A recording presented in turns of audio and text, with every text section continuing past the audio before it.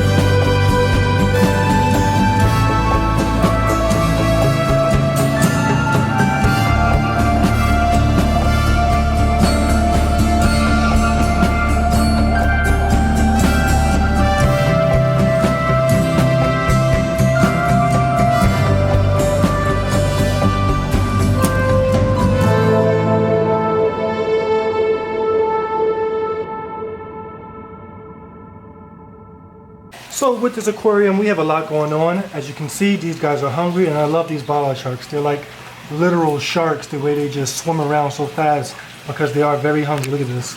Put my hand up there, they come right to me. But yeah, there's a lot going on, and I want to break it down to you guys. So we'll start off with the basics. If you're new to this tank, this is my 350 gallon acrylic aquarium. It is 8 feet long, it is 3 feet wide, it is 2 feet tall. It is connected to my sump system, which also filters this 880 gallon aquarium, which we just built. For the longest, I was using my DIY overflows, but that was annoying because it limited the amount of filtration I was able to add. In my last video, somebody said, why don't I just drill it? And the answer was because I was just so afraid of drilling this tank. This is acrylic and I never drilled a fish tank before, so I was nervous. But then I put two and two together. We just built a fish tank out of plywood. So let me give it a try.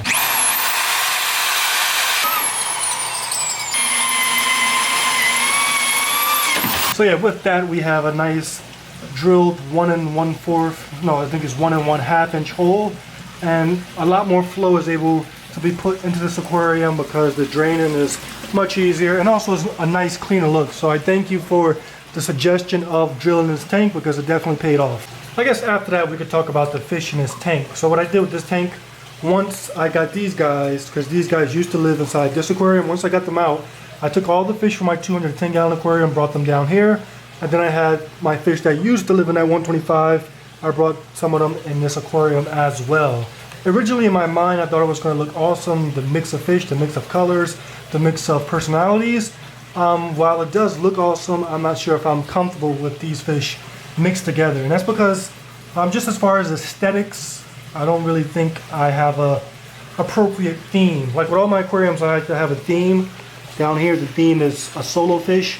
So we have one fish in this tank, a little wet pet, and he just has tons of personality. I stick my hand in there and he just ate, so he's not that responsive, but he's getting there. He's going to be my wet pet that's kind of like a dog. These are going to be my monster fish.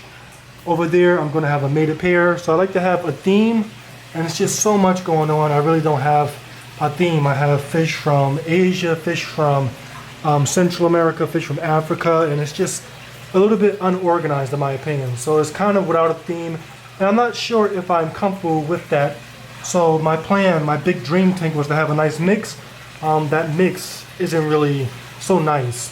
When I see this tank, I see two different themes clashing with each other.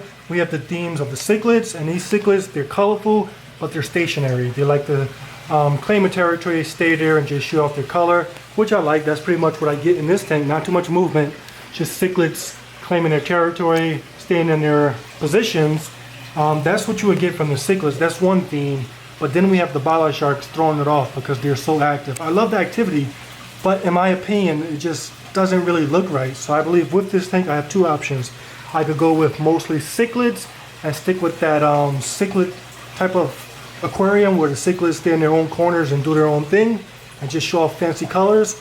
Or I could go with an Asian theme and I could have these bollard sharks. I have my 10 barbs that's going to have to come out the pond. So imagine the 5 bollard sharks, the 7 10 barbs. These fish move non-stop. And then I would fill it with more Asian fish like loaches and smaller barbs, and no doubt that would be awesome. So those are the two themes I think are clashing with this aquarium. Eventually I'm going to have to choose one. But that's down in the future. While it is today, it's not bad. The bollard sharks actually encourage these guys to be more active. For example, this guy right here, I had this fish for 3 years and you guys never saw him like you're seeing him today, just out and about so bold. And I believe that's because these bollard sharks, they're serving as dither fish. Their activity level is encouraging these fish that normally would be shy to come out. Like you guys probably don't even know who that is. That is the sister to Adonimus down there. So these bollard sharks, while it is today, is not a bad setup. I guess from there, it's best to introduce you guys to all the fish in this tank. So I'll go in order of the hierarchy. And the most dominant fish in this aquarium is this beautiful fish right here. This is my Mesoharis geoffreus. Originally I bought this fish as Mesoharis onatus, but turns out Mesoharis onatus is a species that's very rare, and some people say it's not even in the hobby. So it's most likely a version of the Mesoharis geoffreus. You know, there are different, the same fish, but depending on the region that's collected, they have different patterns. Some have stripes, some don't. This guy doesn't, but he's a gorgeous fish. He's about 8 inches. He's currently the tank boss. Now these fish are able to grow to about 15 inches, and if this fish gets to about 10 inches, I'll definitely like to put him in this aquarium. Most of the fish in this tank come from South America. He's South American. He also loves the food that I feed these fish. I feed these guys a more predatorial diet, so he definitely would fit in. But for now, he's the tank boss, and I'm loving his color. After him, we have my Jack Dempsey cichlid.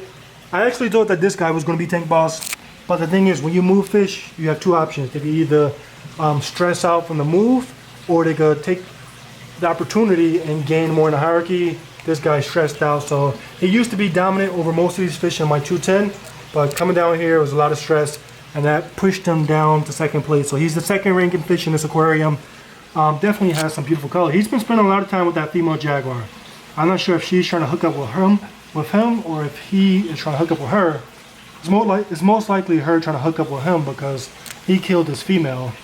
But yeah, they've been spending a lot of time. So I may have some Jaguar Jack Dempsey hybrids coming soon. But he's back there. He's about 8 inches as well. After that, we have my female Severum. She's the third ranking fish. Although she really doesn't participate in the hierarchy, all she cares about is keeping fish away from her. She stays in this corner and she does her own thing. Eventually, she's South American, so I would like to put her in there. But the only way for her to live in this tank with these big fish in peace is if I'm able to find a male and they mate up. And the male will get, I'd say, the male should get about the size of this pier side, which is about, I'd say, 11 inches.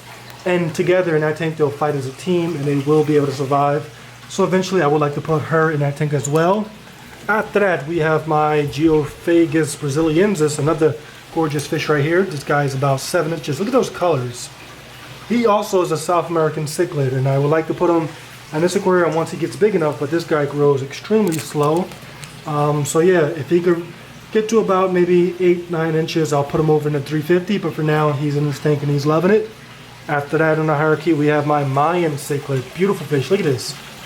Definitely an underrated fish. Look at those colors. We have orange, we have yellows, we have blues, blacks. So many colors on this one fish.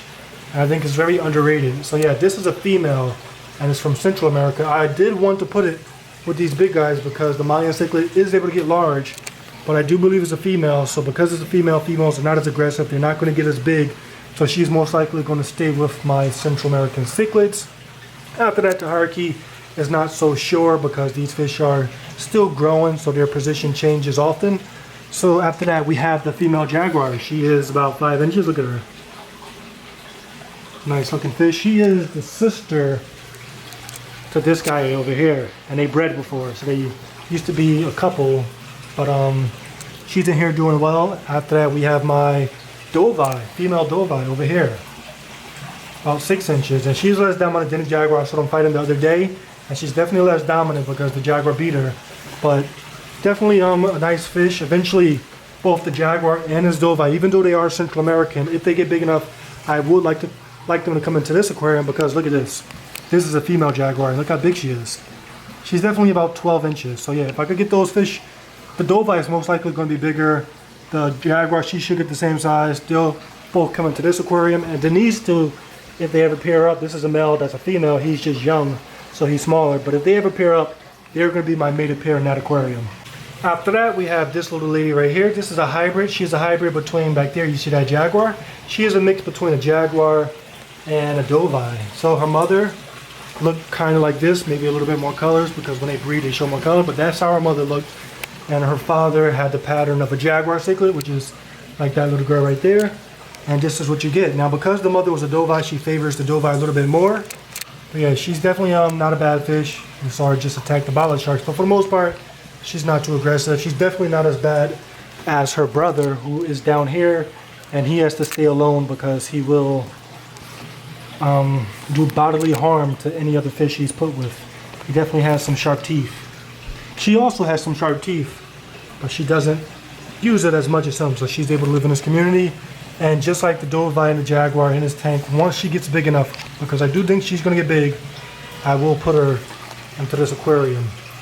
After that, in the ranks, we have my female green terror. Now, I'm going to be honest with you guys. When I realized there was a female, I was planning on putting her into this aquarium, where most likely she would have been eaten. But I put her in this tank, and she's been looking amazing. I think it's this Night Crew LED. Before she was under a T5, she's under this Night Crew with the white and blues. And it definitely works straight with her orange and blue colors. So she definitely looks awesome. On top of that, she's able to keep a good place in the hierarchy. Considering her size, she's only about 4 inches, and she's still above quite a few fish. So definitely not bad. And she looks good. So she's going to stay in this tank, or she's going to stay with my Central American cichlids, depending on if I decide to go with the Asian fish or the Central American fish. But yeah, she's not doing too bad in this tank. After that, the hierarchy gets a little bit more confusing because the fish are smaller, so I'm just gonna point fish out, not in any particular order of the hierarchy. We have this black belt. He's almost 5 inches. I love the color of the black belt at this size. You know, the black belt goes through different phases. Currently he has some nice blues, he has nice reds, nice blacks, and nice grays. Eventually the blues will fade and he's going to be with the black belt in the center and a red tail and a red face. Oh, look at the green terror attacking him. Yeah, but for now, he is not a bad fish. Where is he? I lost him. Still getting attacked by the green terror. And then we have my convicts. I know with the convicts, the most dominant is my pink male convict. He's in the back. They've been in this tank for about 2 weeks, and the entire time he's been trying to seduce that female. Now convicts, they're not going to breed if they are not able to defend the babies.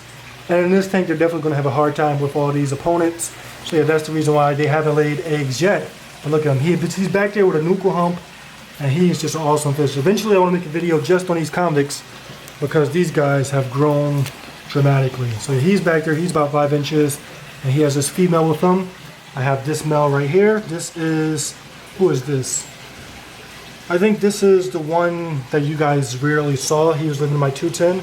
He also has a nice nuchal hump coming in. He's also trying to impress him, a female. Then I have one more. I have his brother over here. His brother's right here fighting a black belt. This is the guy who was fighting a Midas a little while ago in that video.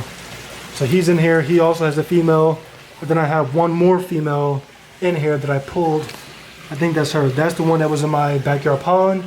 And eventually, before she was in the backyard pond, she was living in that filter because the convicts bred. Her father is that pink male. So the pink male they bred. She ended up in the filter for a few months. I put her in the backyard. Then I brought her into this tank.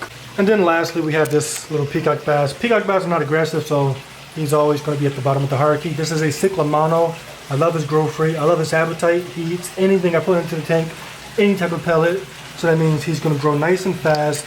And I'd say in about, once he reaches, I'd say 2 more inches, I'm going to put him into this aquarium. Despite these fish being so much bigger than him, I do think that because of all these roots, he will survive because I have in here my cichlid Zingu, which is about 6 inches, and he's surviving back there in the shadows. So because this tank is so big, because of the roots, 2 more inches, and that peacock bass will be added to that 880-gallon aquarium. So yeah, those are all the cichlids in this tank. After that, we have my other fish. So those include these bala sharks. Now, like I said, I love the bala sharks in this tank. I love the behavior. I love how it rubs off on all the other fish. I love how interactive they are with me. They come right up to me. The only thing I don't like is, in my opinion, their behavior clashes with the behavior of the cichlids. Just as far as aesthetics, I think that them moving so much throws off the beauty of the cichlids. I don't know, it's something personal with me, but I think that the bala sharks will look better if they had more fish that were like them. So imagine me taking out all these cichlids and having the bala sharks, my 10-foot barbs, and a bunch of like tiger barbs and other colorful barbs. I think that would be a little bit more satisfying to watch. But for now, they're in here. I have 5 of them. The biggest is right here, about I'd say 8 inches. He's a beast. I love them. They're like sharks. They're hungry and they're just swimming around, and they definitely are some awesome fish. And I believe because they're in such a big tank, I'm definitely going to get them to full size, which is about 12 inches, and that's going to be awesome. After that, we have the silver dollars. The silver dollars, they fit in with the cichlids pretty well. They're stationary, they're calm, and they're awesome. So I have 2 of these striped silver dollars, and then I have 2 spotted silver dollars. The spotted silver dollars, since they've been in the tank, they've been showing some decent colors. We have oranges, we have blacks. They're looking awesome. I have those guys for a long time, so they're about 6 years old. So definitely some nice historic fish, some of my oldest fish. After that, we have my African spotted leaf fish. I'm looking for him right now, can't find him. And here he is right here. Now I have an African themed aquarium upstairs. I could have left him upstairs because he is from Africa. However, he fits in with these cichlids so well, I just decided to leave him. He actually has a pretty high place in the hierarchy. I know he's right above the geophagus. He loves to chase the geophagus around. So yeah, definitely loves, I don't know if you love it, but he definitely fits in with these cichlids really well. So he's in there about 6 inches, doing well. After that, we have my bitcher. I have this right here. This is a Polypterus inacheri, about I'd say 9 inches, 9 or 10 inches, doing awesome. He was with these guys, but I think that in his tank, the size of it, pellets rarely hit the bottom. These guys are so greedy. There's only been like 3 weeks of them being in this tank, and their appetite has increased dramatically, so pellets never reach the bottom. So this guy would definitely have a hard time keeping up, so I want to wait till he gets a little bit bigger. He can't stay in here long term because he will eat some of these smaller fish. But I'd say once he gets around 14 inches, then he'll be ready to go into this aquarium. After that, we also have a Polypterus senegalis. Look at him. He's burrowed underneath this rock. So he swam under there and he just dug a little hole. And you can barely see him. He's under that rock. Now this one is going to stay a little bit smaller, so I may leave him in this aquarium because in this tank, he has a possibility of being eaten by some of those monster peacock bass. Right next to him, we have my Raphael catfish, a fish that you rarely see. But he's in this tank. He doesn't really have a lot of hiding spots, so he's right here in the front. You can see his tail, and he's doing awesome. And lastly, we have two catfish. We have two 4-line Pictus catfish, one of which is right there. You can see his body. He's about 12 inches, and this one is about 10 inches. I want to put these guys in this big tank. They're ready. They're large enough. The only thing is, the last time I caught these fish with a net, you remember, they got stuck in a net, and I had to like surgically remove them, and that was terrible. So I got to figure out a way to catch these guys. I'm probably going to have to use like a shirt or maybe a bucket. It's going to be hard with a bucket. But eventually when I figure out how to catch those guys, they're going in this aquarium. So yeah, those are all of the fish in this aquarium. Eventually, pretty soon, I'm going to have to catch my 10-foot barbs and bring them in because the temperatures will drop pretty soon. And the scary thing is that this tank will be officially overstocked. So yeah, 350 gallons is so quickly, so easily overstocked. Now, as long as I've been planning on building this aquarium, I've also been planning on having this nice community with all these fish mixed together. In my mind, I thought it was going to be awesome, but obviously, eventually I'm going to have to choose, and I need you guys' help. So what do you think will look best? The Asian theme with these bollard sharks, 10-foot barbs, smaller barbs, some loaches, and mainly fish from Asia, and we have them with that tank, no doubt, is going to be non-stop movement. And you know, these bollard sharks are going to reach like 12 inches. The 10-foot barbs are going to reach, I'd say 12 to 18 inches. I doubt they get to 18 inches, but maybe 12, 14 inches, which is huge. And then we're going to have like tiger barbs, rosy barbs, and just a nice mix. I think it's going to be really colorful. I think it's going to be really active. I think the activity level is going to be the main thing with that aquarium. The other option is cichlids. We have all these colorful cichlids, and it's just going to be a real color show. I have some more cichlids growing out in that tank, some vieja, and it's definitely going to be a color show. It's not going to be as active, but the colors, look at these colors. The colors and the personality is going to be truly incredible. So yeah, what do you think will look best? The Asian theme or the cichlid theme? This is a decision that's going to be made over time. I think if I do make the decision to go with cichlids, I will have to rehome either my bollard sharks or my 10-foot barbs because I won't have space for them. And if I had to choose between the bollard sharks and the 10-foot barbs, I'm definitely going to keep the bollard sharks because I love that behavior. I love how they look like sharks. But yeah, let me know what you guys think. Should this tank be an Asian themed aquarium or more so Central American cichlids? Now this video is getting kind of long, so we're gonna have to wrap it up, and I think the best way to finish it out, sort of nice little feeding. Look at these guys, they're ready. Stick my hand in there. These bollard sharks definitely like sharks. Look at them starting to swarm. Now normally I do it like the first wave and the second wave, but with the camera I gotta do it all at once. So we have some Hikari sinking cichlid gold. We have the small size and the medium size because I have different size fish. And then we have Hikari, what is that? Hikari carnivore sticks because I have different fish with different appetites. They choose what they like and just give it a toss. And the peacock bass, look how fast he is. And then these bollard sharks. The sounds that you hear come from the bollard sharks. Definitely, that's the best part about this tank as is, the feeding. Definitely get a nice show. But yeah, that's what's currently going on in this aquarium. I have more tanks to show you guys, more to reveal in the weeks to come. So if you haven't already, make sure you subscribe. Thank everybody that has been subscribing because you guys are hitting that button. And I definitely appreciate it.